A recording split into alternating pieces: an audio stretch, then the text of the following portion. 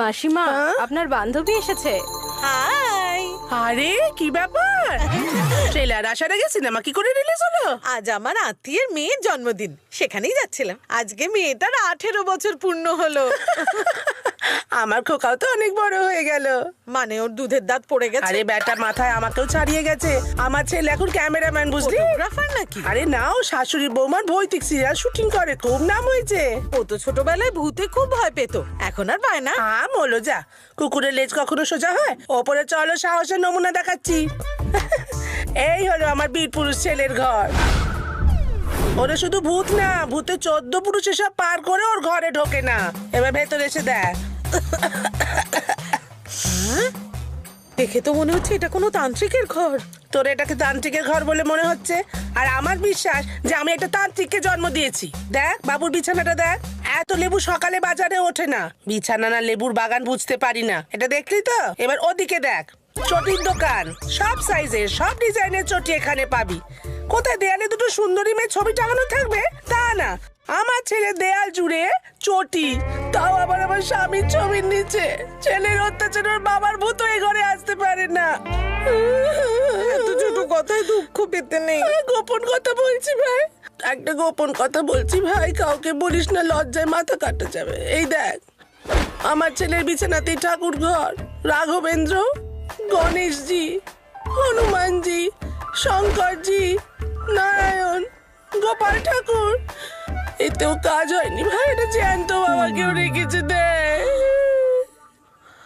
এখানেও শেষ নয় মা, এবার পেছনে তাকা। আরে এই পেছনে না, ওদিকে দেখ। তোর বাড়িতে ছোট বাচ্চা আছে নাকি যে ডাইপার পরে? এসব আমার ধেরে ছেলের ডাইপার। এই বয়সে ডাইপার পরে? বলবো বাবা, আমার পোড়া কপাল। হতচ্ছাড়া রোববারে পাড়ার বাচ্চাগুলোর সঙ্গে বসে ভূতের সিনেমা দেখে, ভয় সিন হলে প্যান্টুলুন ভিজে যায়, পাছে কেউ জানতে না পারে, তাই ডাইপার পরে থাকে। বাবুর প্রেস্টিজ গান টনটনে। ডাইপার পরে? ছি ছি ছি, একটা কথা বল, ডাইপার পরে অদ্ভুত দেখায় না? আরে সুপারম্যান না কিছু প্যান্টের উপর আন্ডারওয়্যার পরে? এই তো একটু আগে ডাইপার পরে গেছে, নিজের হাঁটুর বয়সী ছেলেগুলোর সঙ্গে ভূতের সিনেমা দেখছে। দাদা, জায়গা ফাঁকা আছে, বসে পড়ো।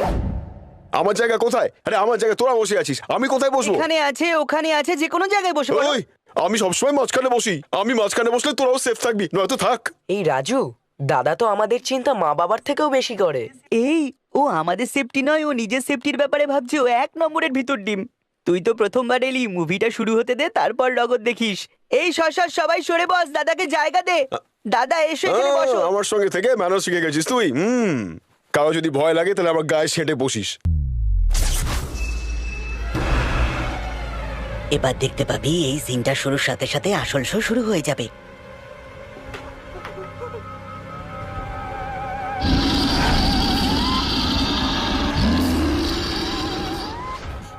দেখলি তো?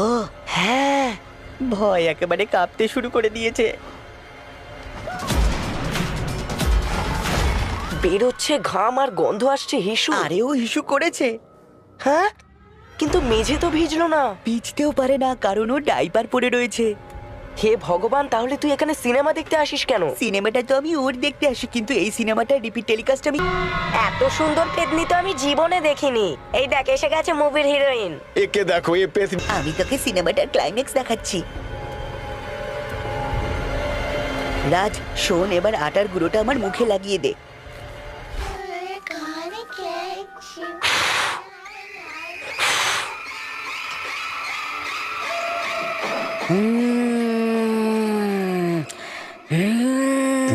কি আওয়াজ করছে?